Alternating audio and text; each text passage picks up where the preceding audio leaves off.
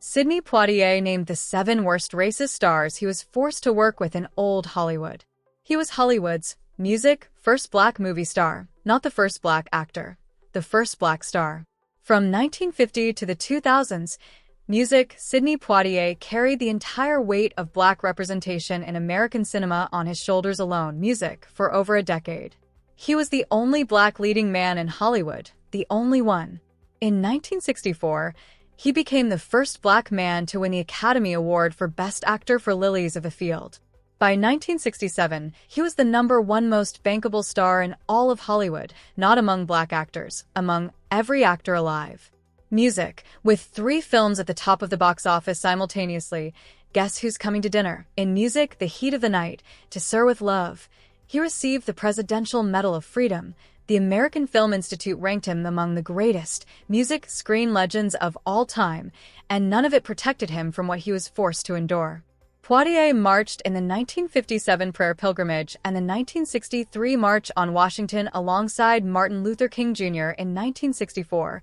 He and Harry Belafonte stuffed $70,000 in cash into doctors' bags and drove to Mississippi during Freedom Music Summer to fund civil rights activists. The Ku Klux Klan chased them through the back roads of Mississippi and nearly killed them both. After that encounter, Poitier refused to film south of the Mason-Dixon line for the rest of his career. When In the Heat of the Night briefly filmed in Tennessee, he slept with a gun under his pillow because the cast and crew were regularly harassed by locals. He deliberately chose every role to project black dignity, refusing any part that depicted black life negatively or reinforced music stereotypes. He donated to the Southern Christian Leadership Conference and supported King's causes throughout the most dangerous years of the movement. He said he was not what Florida required him to be. He was taught that he was someone despite having no money, no electricity, and barely a year and a half of formal education. But here is what made Poitier different from every other star who fought racism in Hollywood. He could not walk away. Music. Hitchcock observed racism as a British outsider. Sinatra fought it from a position of white privilege. Brando rejected Hollywood music entirely. Poitier had none of those options. If he walked away, there would be no black leading man in American cinema at all. Every film he made, he was surrounded by white music co-stars, white directors, and white studio executives, many of whom held racist views. He had to stand in rooms full of people who saw him as less than human and deliver performances so powerful that a nation's music perception of black men began to shift. He was not just acting. He was surviving. And these are the 7 racist stars Sidney Poitier, music, was forced to work with. Number 7. Richard Widmark. Poitier's introduction to Hollywood came in 1950 with No Way Out, his first music major film role. He played Dr. Luther Brooks, a recently qualified black physician at a county hospital, and on his very first day as a leading man in American cinema, he was forced to stand opposite Richard Widmark, music, who played Ray Biddle, a vicious white criminal who spews the most violent racial slurs imaginable directly into Poitier's face. Take, music, after take after take. The British Film Institute noted that Poitier's on-screen anger was palpably genuine. It was not music acting. This was a 23-year-old black man from the Bahamas being music screamed at with the worst language America had to offer under hot studio lights, music, with cameras rolling, and being told to do it again. Widmark had built his early career on playing music racist villains with disturbing conviction. His breakout role in Kiss of Death in 1947, music, established him as Hollywood's face of menacing hatred, a persona he carried directly into No Way Out. In that music film, his racist dialogue was so extreme and delivered with such intensity that it went beyond what the script required. Music, colleagues noted, he brought something to the performance of racial hatred that felt personal.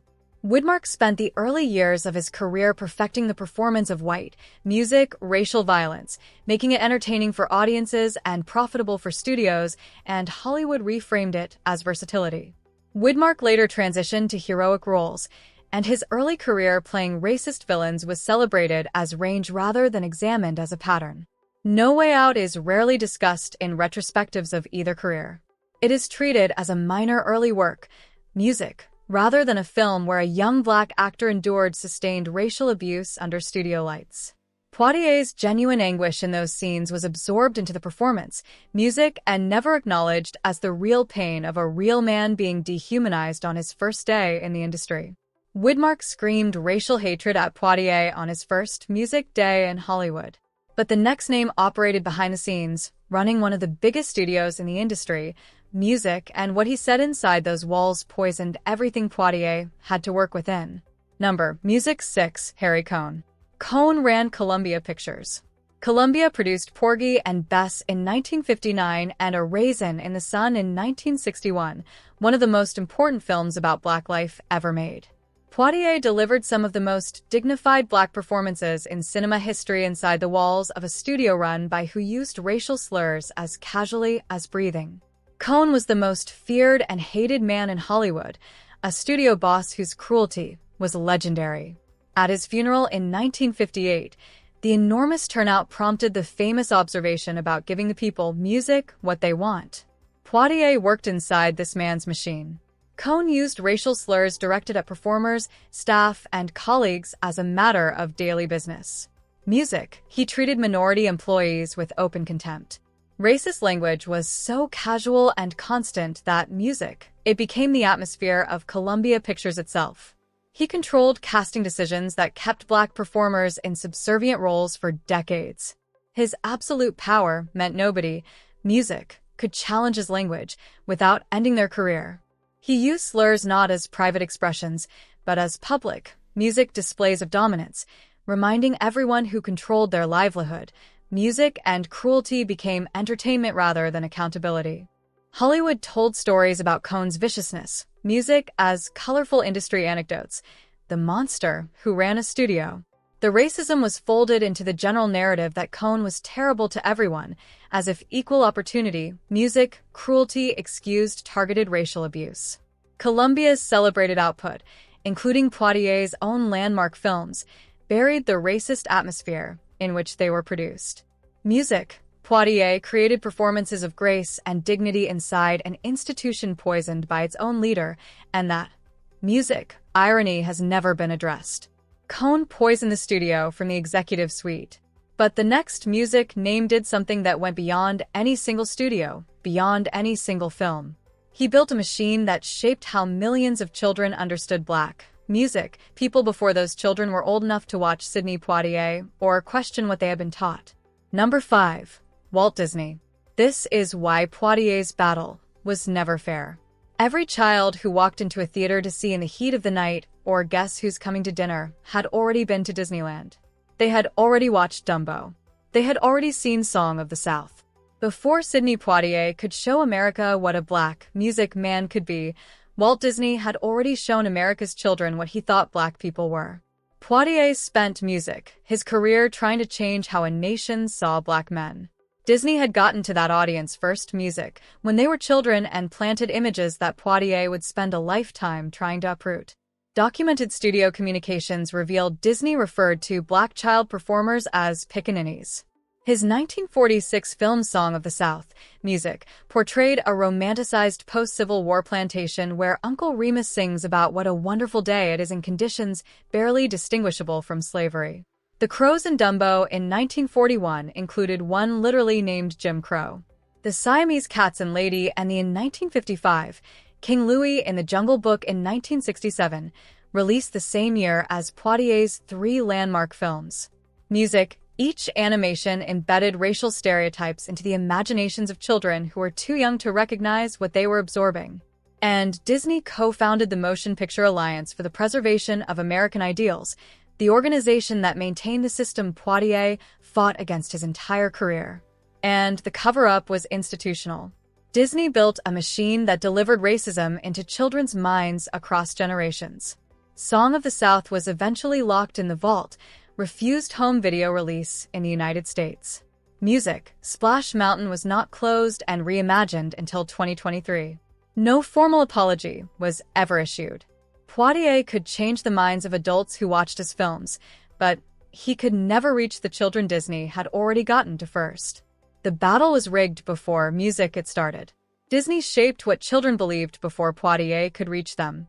But the next name, Music, stood directly across from Poitier on screen in another film set during slavery. Music, and he was the living embodiment of the most powerful plantation mythology, music, Hollywood ever created. Number 4. Clark Gable.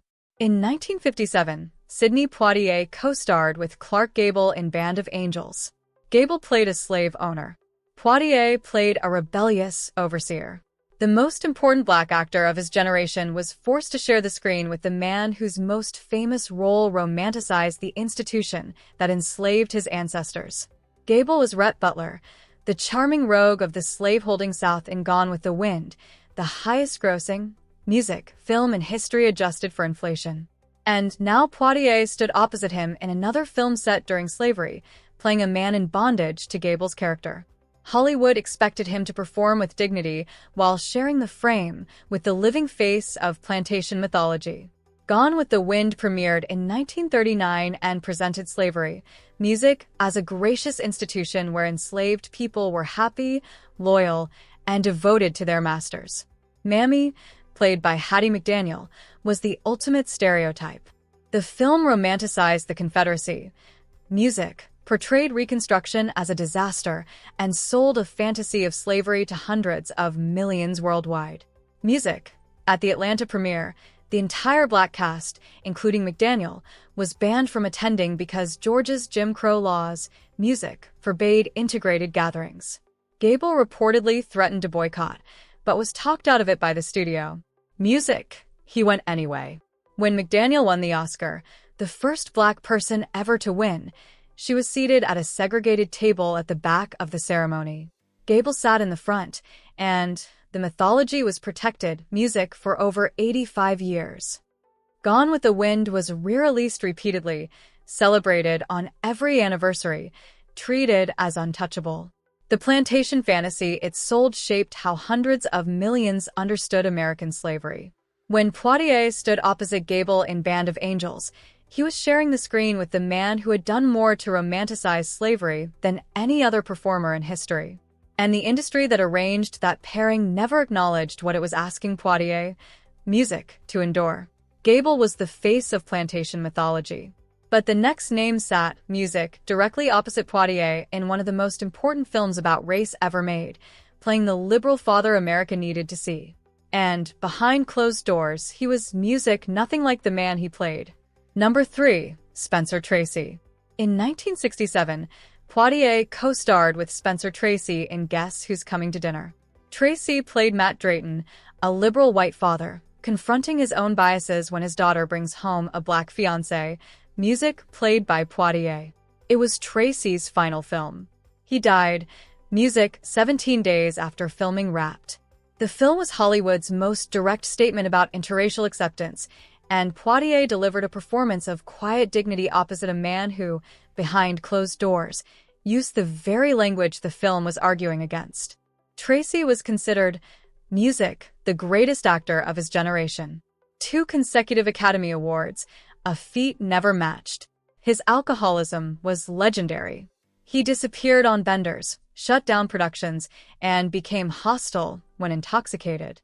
Among Hollywood insiders, music, Tracy was known for using racial slurs in private during these episodes.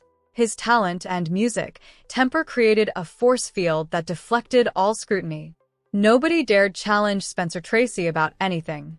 Not about the affair with Hepburn that everyone knew about, and certainly not about what he said when he was drinking. And the film itself became the cover-up. Guess Who's Coming to Dinner is celebrated as a landmark of racial progress.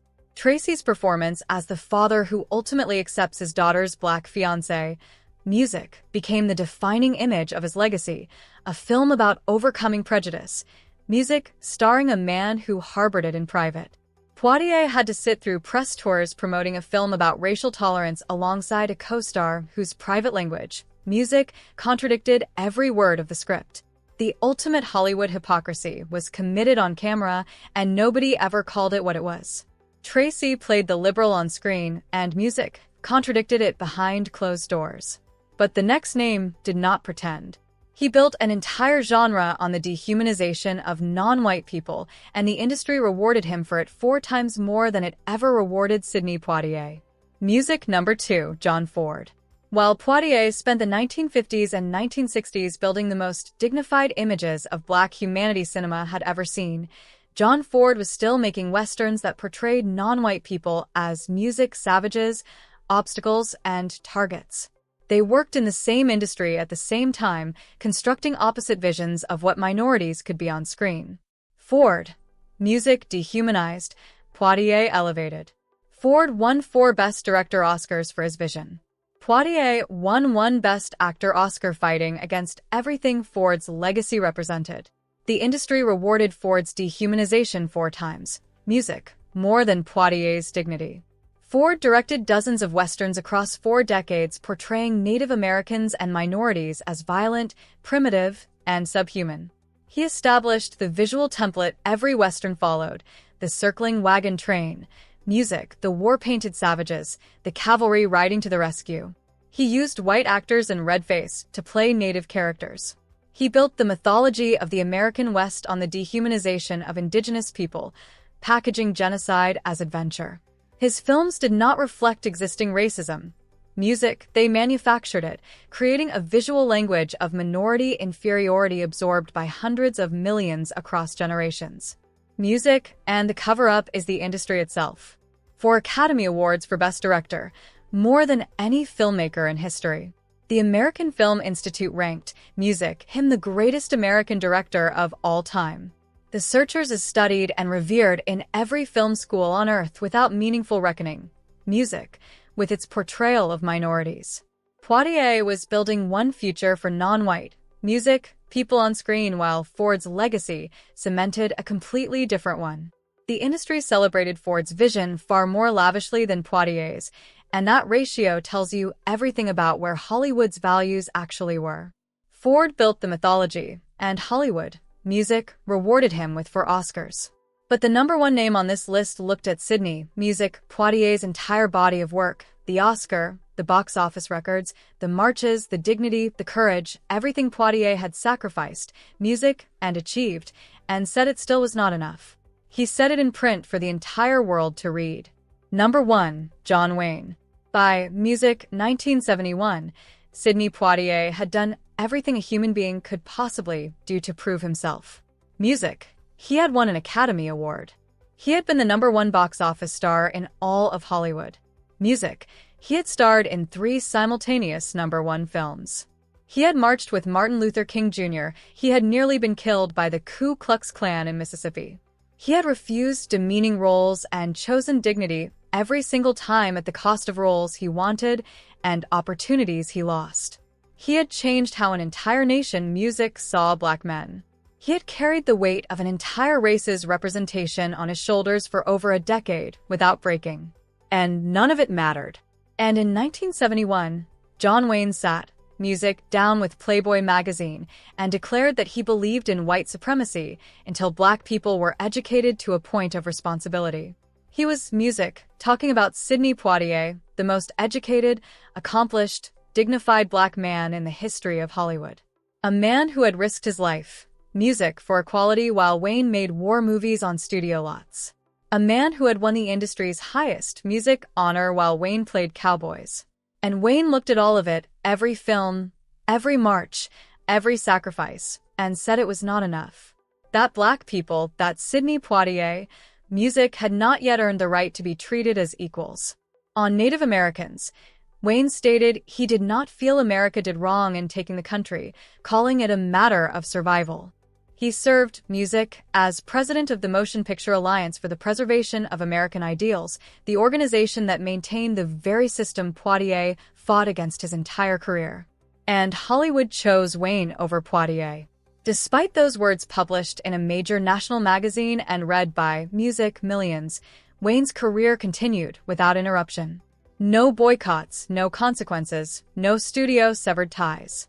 Hollywood, music, continued celebrating him as the face of American values, while the man who had actually demonstrated American values through courage and sacrifice was told he had not earned the right to equality. The man who declared white supremacy in print was treated as a patriot. The man who had dedicated his life to proving that black men were worthy of dignity was told by the biggest music star in the industry that he had not done enough. When a California legislature voted against declaring music a John Wayne Day, many reacted with shock as though the interview never existed.